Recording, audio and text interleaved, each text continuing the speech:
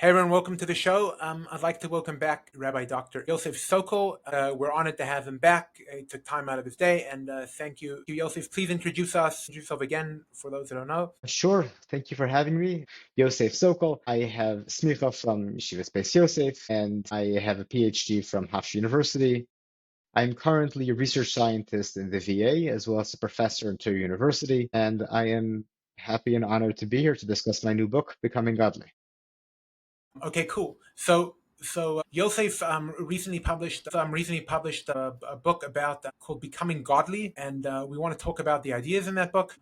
Could you please just give us the motivations of the book and what brought you to writing those? Because it's really fascinating how your professional career and your yeshiva background really formed these ideas, and it's so appropriate for the ideas that you formed. Yeah, that's. I'd like to hear what your motivation was. My motivation was kind of multiple. I think whenever in every difficult work, there's usually many things that go into trying to kind of leading you to spend the many thousands of hours to do this. But my primary motivation was because I saw a divide. People thought of psychology, science, humanity from as though it's its own separate area from the vision we have from the Torah about what's important in life. And while, of course, these are separate in the sense that they are not the same language, they don't have the same mechanisms, and the whole project of understanding the world from each one is separate, nonetheless, it's the case. I mean, over time, I realized that my work as a psychologist, as a researcher, and the understanding of humans, of how people discover meaning and purpose, how we develop who we are, matched very closely to the understanding of humanity, meaning and purpose, and why people become who they are that I gained from the Torah. And the project of the book is meant to show how a single unified model can be used to illuminate each of those two. So to kind of learn from both to create a single way of looking at the world that allows each method of looking at the world to better understand the purpose and what each of the other method allows us to see. So on that point, it interests me. I'm just looking up the name. So on that point, that interests me. You speak about them as like having different languages and different ideas, but in many ways, before we started coining the term psychology, I think people spoke about the internal expression of people as like this the soul. Meaning, I think that's how it was always referred to. And I think even Carl Jung, famously, who treated the founder of AA, spoke much about man's yearning for connection to God as really much of the motivation of the drives of man. So I'm not. It's interesting that we think of these as like separate fields, but in many ways they were joined. But when I say separate fields, I mean, how do we know if something is true? From the perspective of Torah, if you're interpreting the Torah correctly, you're using the Messiah appropriately to go back to what the Torah means. That's what true is. From the perspective of psychology, if you have a scientific experiment that verifies something, that is what truth is. How do you build up your models? How do you understand what they mean? As well as the fundamental kind of ontology of how they're looking at the universe are separate languages. Right. So they're coming from a different perspective, but it has to be. I always I would never found a case. I never believed that something could be empirically true, but the Torah would contradict it. Like I often ideas that come up in psychology that end up being debunked later is because the empirical backing wasn't strong. Well, the Kuzari says that, I remember this, Chas v'shalom, that the Torah should ever expect us to believe something that our minds have shown to be false. I am firmly on the Kuzari's side. However, the Torah, correctly understood, doesn't make an enormous amount of empirical claims about psychology. That's not really the point of the Torah. The Torah is not a science book. The Torah is not a psychology textbook. The Torah is a book about Hashem, all about the story of Klal Yisrael, about how do we achieve closeness to Hashem. That's not the same purpose. It's not the same vehicle to see the world. Therefore, yes, you could find some things in the Torah that parallel things in psychology. But I think it's a mistake to think that they are, in some profound sense, the same. They are not the same. They Yeah. are two languages that are both meaningfully describing the same reality. Therefore, they shouldn't contradict each other. But that's a different idea.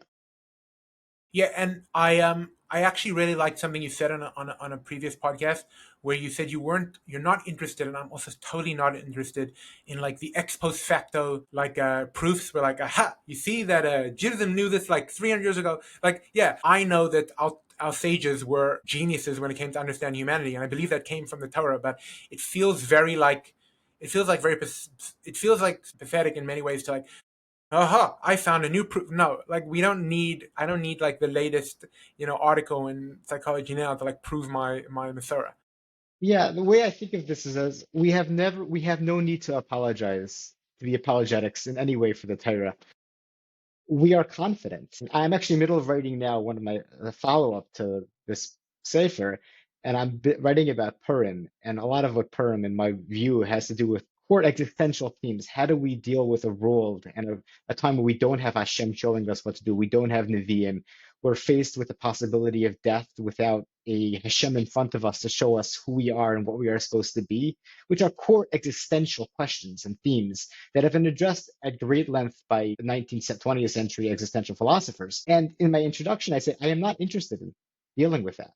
I'm not going to quote Camus and Sartre because I don't think we need to turn to reflect on how secular philosophers dealt with these questions. We have a Messiah. We can look within and see how we have dealt with these questions. And I think that's a much more useful, meaningful thing to do.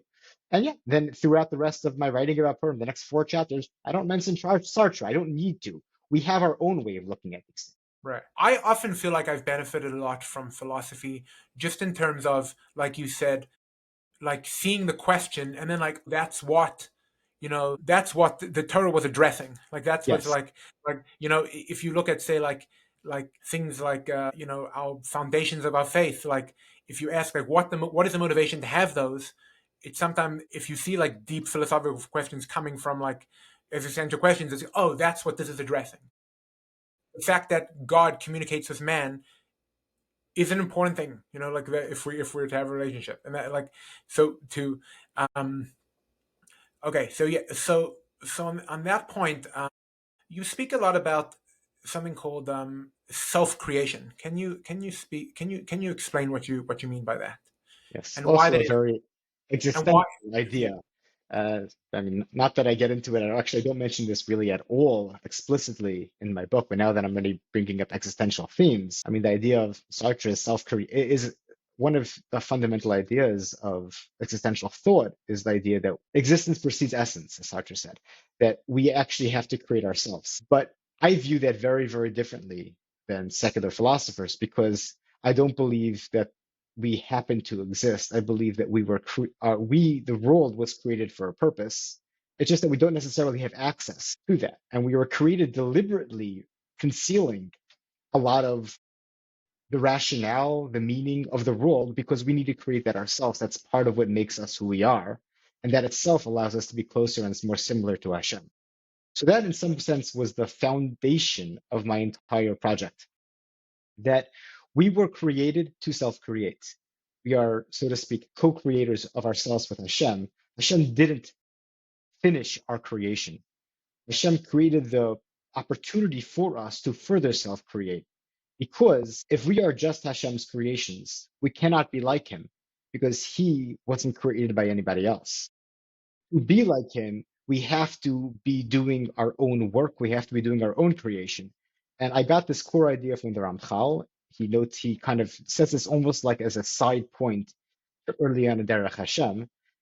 And you can really build a whole philosophy, a whole way of thinking about the world from that principle, that we are creating ourselves. And what I do is through understanding of psychology and then also from other works of Machshava, show how it's our choices, using our exercise of Bechira, or in the psychological sense, are the choices we make that shape who we are. And over the whole course of our existence, we create a choice narrative, a story of our choices that in a profound sense is us. You can call that an identity, a self-concept. You can call it a neshama if you prefer. But in a profound sense, we are creating who we are through the exercise of our Bechira over the course of our entire lives. That story of growth, hopefully, of becoming closer and more similar to Hashem, is a story of self-creation to become godly. And therefore, that is the that's what everything is really about. And everything is then just a building up from that. So how do we make this real? How does this happen? How is the Torah and Klal Yisrael designed in a way to enable this in its highest, most optimal way over time? But it's different. It's drastically different from, I think, how a lot of people view modern psychology, because the focus, because it's with the Torah, the focus is not on the self. It's not like a selfish pursuit, like, oh, I need to discover myself. But if I'm understanding you, it's, the Ramchal's orientation is God made me with some imperfections in order that I should become elevated through my choices. Yes. And the elevation is not, yeah, I'm not navel gazing and kind of focusing the self is not the point. The point is to understand you and your story enough to act in the world. Because choices are always about outside. The becoming like Hashem, we can't actually be like Hashem in himself. We have no ability to even think about or talk about Hashem himself. All we can see of Hashem is who he is in this world, meaning his choices, so to speak, his actions, his patterns of actions. And we can try to emulate those, which is all about outside. So all of our choices, all the patterns we're trying to emulate and instantiate and create ourselves in line with are all about outside. How can we be like Hashem, so to speak, in helping others, in creating a world of meaning and making the world a place that is a world that is a vehicle for good, for our vision of what is the ideal, optimal good in this world. And that all, so yeah, it starts with kind of being mindful and being aware of oneself, but all of the story of our self-creation is actually externally focused because you're trying to create yourself by making choices that are about the world of outside yourself. And it's almost like getting out of, a lot of those choices require you to like get out of yourself. I shouldn't be Exactly. selfish. I should care about people. I shouldn't be angry. I should, interesting. I also happen to be a big fan of the Ramchal. I'm a fan to call it. I find the Ramchal's writing so profound. It's actually, I remember being struck by an idea that he wrote over there. He said, just such an obvious point that he made. He said, if God had created the world with different words, it would have been a different world. I was like, oh, that's so obvious, meaning you can learn from the way he chose to create the world what the point is. Yes. It's not there's nothing haphazard to the way he created the world. It is That all a single system. The world that Hashem created, Hashem is creating the world, us, what we are doing in the world is all a single system Hashem created for a purpose, which is the highest good, which is creating other beings that have the potential to be like him, who is the highest good. I actually I saw there's a Gemara that I was thinking about based on what you had said, what I listened to earlier, that the Gemara says that when someone dies, they'll go up to heaven, and the body will claim, "What do you mean? It has nothing to do with me. This is the soul." And the soul will claim, "There's nothing to do with me. That was the body." So God will bring them two together and judge them at once. So I was thinking to myself at one point, like, who are you? Who are you? So it almost sounds like from that you are your decisions, meaning that's the thing that you get to create. That the merger of those two is your life choices will then be the definition of you, and the body you didn't create, and the soul you didn't create, but the work that they did together is. Yeah, that's a wonderful way to put it. The way I think about this, and then Ramchal uses that analogy a lot of places. There's a whole like little story that he talks about that in the far, your two people come together, a blind person and a lame person, and to be able to pick trees from an orchid. There's a lovely story that he uses at various times. And the king says, "I'll put you together, the blind and the lame, because together you are able to pick my fruit, and therefore kind of punish you as one." But the way I think of it is something that in science we talk about emergent properties where when things come together, it allows for something that's different than individual things itself. Hydrogen and oxygen are both gases. When they come together, they're a liquid. The liquid hydrogen of H2O has unique emergent properties that are different than the chemicals, the elements that come together within it. And I think of our neshama and in this higher sense of the potential to connect to Hashem and our body, when they come together, we have Bechira. Each one individually doesn't really have Bechira. but it's the combination of the two that has an emergent property of Bechira, which is our choices. So our choices of what we're creating, it's something that neither alone has the capability to do. Our choices, and therefore our choice narrative, and what I think of as this higher neshama that we are creating, is an emergent property of both. Therefore, yes, that's exactly, I think, what Chazal may have been had in mind. And I think also, a lot of people, the Ramchal is very important over here, because a lot of people think of the soul as like a as like a as riding the body, like, and holding the reins, and that's not a terrible metaphor, but the the Ramchal is not into that at all. The Ramchal believes that the unity of those two structures is the point, is the ultimate goal, and the falling of man was actually to make the separation, and eventually they'll be joined again. So then the orientation, if you get angry and your body is red, and like, or you yell at somebody, that's you bringing your everything lower, because that's you. It's not just spacesuit, it's not just shoes. That's you. Your choices are you, and you are the result, therefore. Who you are is the result of the story you're creating with your choices. And I've also found in research-wise, psychology, this really connects to people's sense of purpose and meaning and who they are. It actually fits perfectly with this therapy that I've been developing called continuous identity cognitive therapy, that is designed through our choices to create an identity, a continuous identity over time that is aligned with somebody with who we want to become. And that same model for seeing what we are here, what we are doing, fits with this psychological model of how we are doing what we do to have meaning and purpose in our life, which in terms of psychology is the model that I developed separately to help people who have mental illness. The same patterns are in both. It's something that interests me a lot, and then in terms of, let's say like the common treatment for, say, depression has always been the assumption that there's like a chemical imbalance, and therefore we need to treat the chemical imbalance with chemicals. Now, I'm no doctor, and I certainly not going to pretend to say that these things are never useful, and I am certainly a customer of big pharma in general, but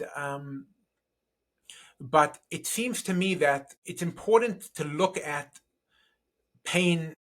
Emotional pain has to be a symptom in many ways of the soul. You cannot, they said it's a chemical imbalance, right? So why does somebody get depressed after they commit heinous crimes?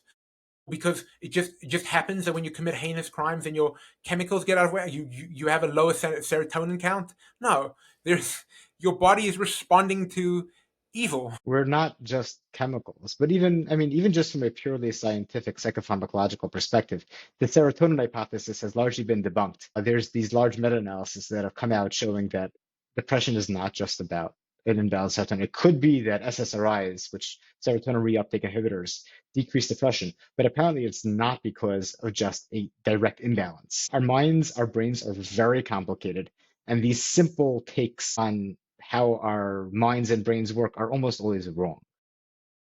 That's one of the things we've learned.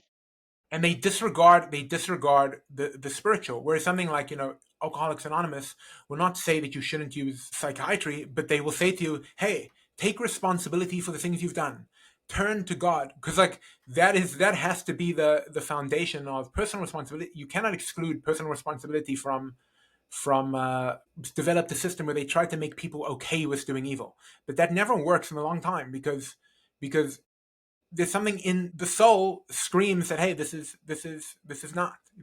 And I want to get to a point that you spoke about, that how somebody, we wear many hats in life, and sometimes we feel that they contradict each other. How do you both in your therapy and in the thesis of the book, how does one work on um feeling like those are unified? Because that really, I think, speaks to a lot of people, that somebody could be in yeshiva or be in the base medrash, and they get uplifted and holy, and then they're at their job, and they're like getting annoyed at coworkers, and they're getting annoyed at their kids, and they're like, hey, where's that guy that was sitting in There's learning Gemara. There's no simple answer to that. I wish there was. But we are so complicated, and kind of unifying ourselves in the different areas of our life and the different time periods of our life is part of the great work of all of our lives. There's no simple answer, but there are some principles that could help.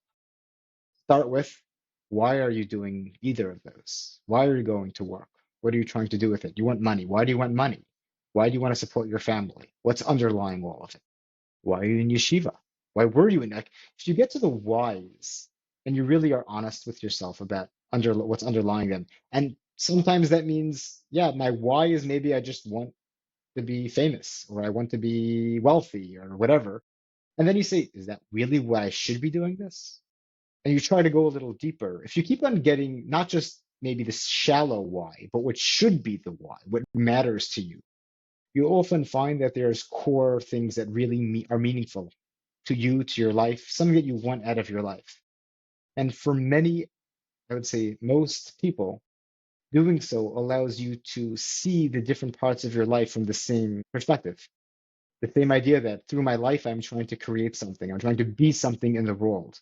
Over time, this is the choices I make are in line with this vision of the who I want to be, or the story I want to tell. And then the different parts of your life become aspects of that same underlying story that you're trying to create. So you're at work and let's say I'm talking to a suicidal client. And the reason why I'm doing that is the same reason that when I'm at home and my kid is crying, I talk to them. The same reason that I'm doing my taxes. It's all, they aren't separate. I'm trying to do something in this world, and all of those are emanating from that same purpose. The clearer, richer, and more you act in line with that framework, the more each part of your life, each part of yourself become unified because they fundamentally are, or at least can be, if you have that single framework that are applying to each area. And purpose is always, the great motivator, more than money, more than anything. Yeah, this is a question I like asking people. Just maybe people don't like that I ask it so much, but I ask different people. If somebody gave you $10 billion, would you continue doing your job? What would you keep on doing in your life, and what would you not? And what people often their first thought is, "Oh, I would never do this." But their second thought is, then what? I ask, what would you do? And it often comes down to people realize, but wait, I'm actually doing something with my job that I want to do with my job.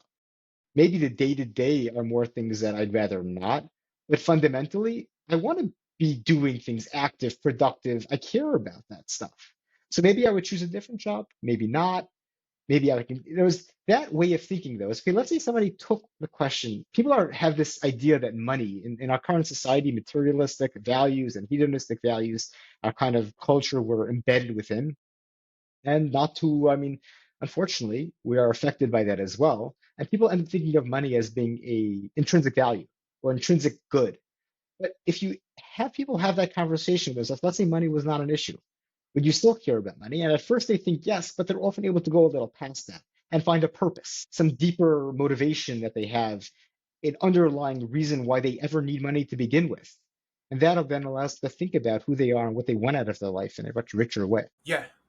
And that actually, I wanted to get your take on this because I think I've been thinking a lot recently that we talk a lot about the costs of having religious life and the costs of weddings and bar mitzvahs and different things that we do and trying to put caps on that. And I actually think it's a mistake to view those from a financial lens. And I want to show you a little bit of an AI video I made. It was a joke, but I was trying to make a point over here, and I'm interested to see your take. It's only 10 seconds, and then we'll discuss. 1 second. Let me just share my screen.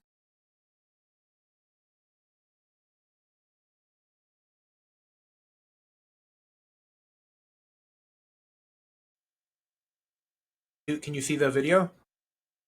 Okay, so let me just play it. A second. With the wedding's extravagant expenses and a new Camry for the young couple, I had to take on another job. Because it's vital that those dedicating their lives to Torah study and Hashem start their journey on solid ground. With the Yes, I think I So see what you're getting at there. so my point is that there's like they have this joke in Navardic that somebody I am that I'm have nothing against the color world. I think people should stay in color for longer than they do. I very much pro. I hope to support the sons-in-laws at some point. But the point I was trying to make over there is, in our value system, it's not solid ground to tie ourselves to materialism. Meaning, if you had a little bit like your $10 billion question, let's say you had $1 billion to spend on a wedding. The reason why you shouldn't do that is not because of a fiscal constraint. It's because Jeff Bezos' wedding in Venice, where he had all these celebrities and blew the top off, is not the thing that would symbolize the beginning of a Jewish home. It's like the wrong, and it's nothing to do with money. It's just that it's like those are not our values. So from that perspective, do you think they should be promoting, besides for like, takanas making weddings like this, and those are all very important, but shouldn't it be more from the perspective of our values do not align with materialism? Our values align with our mission in life. Yes, it's a very hard topic to talk about because I think this is one of the great nisyanis of our contemporary society, and people have a hard time thinking about this, myself included, completely clearly. And something that occurred to me is that there's a phrase that I hear a lot these days, Torah Gedula, that people have both Torah and Gedula of, like, I guess let's call it material success. And they're getting it from Chazal. Chazal say that about Rabbi Yehuda Hanasi, but Chazal also make it clear that he did not benefit or enjoy this world even with a small finger. And what that to me means that all the gedula he had, the material possessions, were only solely the choices he made regarding them had nothing to do with enjoyment. They were completely based on his Torah. The gedula was a gedula of Torah, therefore was not hana. If people are on the level where their beautiful, luxurious lifestyle is fully and 100% defined by and for the sake of Torah, then Torah Gedula. But it's very hard. That's a madriga that Rabbi Yehuda has. It's a level that's extraordinarily hard to reach. So seeing that as a standard that people should aspire to, having Gedula as though one is Rebbe and has that capability to say about oneself that I have never benefited or enjoyed one's Gedula, I think is misunderstanding the idea from a Jewish perspective of Torah and Gedula. It's bothered me. And honestly, as I'm sure kind of the two of us see this similarly, a lot of the materialistic, sometimes like conspicuous consumption, the wealth that is on display does not feel like it's coming from a Torah value perspective. It feels like people feel like they have Torah, they're supporting Torah, they have Siddharim, and therefore now they're able to enjoy life. They have kind of settled that, and now therefore they could now enjoy. And the reality is that it's completely antagonistic to the system of Torah. It's not just a single value of Torah, it's the entire system of what we are here in this world for, how we are supposed to be doing that in this world in a way that is the whole, that's called our purpose, is diametrically opposed to that perspective that we have been Yotze, our Torah and our religious life, and therefore now can enjoy the flesh pots, the world that we are embedded within. That is not it's not really, it's certainly not an aspirationally Jewish perspective. Historically, yes, this is not the first time this has happened. When Jews become wealthy, this is a struggle that Jews have had. They had this in Spain. They had this many times in history. They had this during Gullus. We say that V'yishman Yeshuan V'yibat. There's many Mamorim both in the Tanakh and Chazal. We could talk. It's not such a new issue, but to the degree that it is now, and the problems we have now do feel like it's a modern context to this. The amount of wealth, and the ability for people to both sort of, so to speak, be Yotze, the idea of Talmud Torah, Limud Torah, and Habatzas Torah, and then have so much kind of, let's call it, mind space and financial resources to put into this do seem to be somewhat unusual. This idea of Torah Gedula in this way does seem to be a little bit novel from a historical perspective. And Every jar has its nisanis, and Hashem is put us into this world to be able to grow from the nisayon that we have. This isn't bad. This is something that we need to deal with as a society, as Klal Yisrael. Right. And just to clarify, I'm not judging anyone. The reason why I don't live like that is probably because I don't have the money to do it. I'm saying I'm not claiming to be on some special level, but more what I saw was more like the discussions that I see around finances in the Orthodox world, and in terms of like making rules around sizes of events, always came from the perspective, always sounds like it's coming from the perspective of, we don't want to have people keeping up with the Joneses and whatever, and that's true and valid, but it seemed to be missing what you're bringing, which is, what are our values? What is a bar mitzvah? What are we celebrating? How do we make an event in line with those? What is a kosher concert? Like, what is a concert for? Not the question is like, is it too many people? Is it too many bands? Like, where is everyone going to sit? Those are all very important questions. But like, what is this thing for? And if you're saying it's just to let your hair down, so then like, and Rabbi Per was famous for saying that's not terrible too. But we explain what we do. We bring our values everywhere we go. Hopefully, I mean, that's our aspiration. So I wanted to give 1 second ahead. So, what would you tell us about this treatment that you've developed in mental health? How does it differ, and what's unique about it, and how does it bring these perspectives into it? Well, one way of thinking about it is that it connects directly with what you were just talking about. We aspirationally should define ourselves by our values, and not just individual choices, but the story of our choices, who we are over time, our identity, and our, so to speak, our continuous identity, our self over time, should be defined by what's meaningful, our values, our purpose. The therapy I created is designed to help people do that, to build a sense of self over time, where they have a story that's meaningful to them, based on their values, with an aspirational future self that they're trying to build themselves towards, that the whole story of themselves in this world is one where they find it meaningful. They're doing something with their story in this world, for the world, in a way that connects to something deep inside them. And this therapy is unusual. It does draw from cognitive therapy, because how we understand our story is very relevant, how we interpret things going on in our life. It draws from acceptance and commitment therapy, ACT, because idea of values, making choices based on values, is a core function of that therapy as well. It draws from existential psychotherapy, the idea of meaning, narrative. It draws from many, many places. But the core aim, the mission, the goal of creating this identity as self over time is unusual. This is something that comes together in this way. The idea that we're trying to create this self over time is a novelty of this therapy.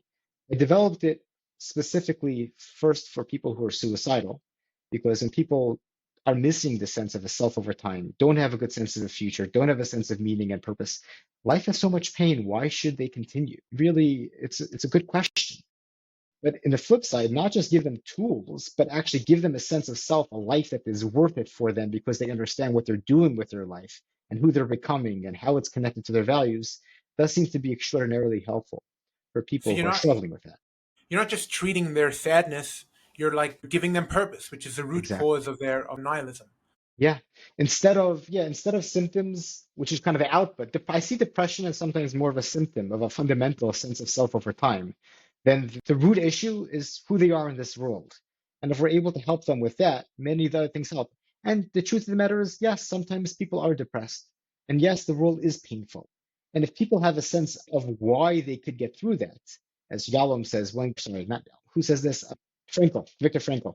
If somebody has sufficient why, they can get through any what. Sorry, I'm misquoting it, but that idea, that is kind of part of the root idea here. If you can help people with that by giving them a future, giving them a sense.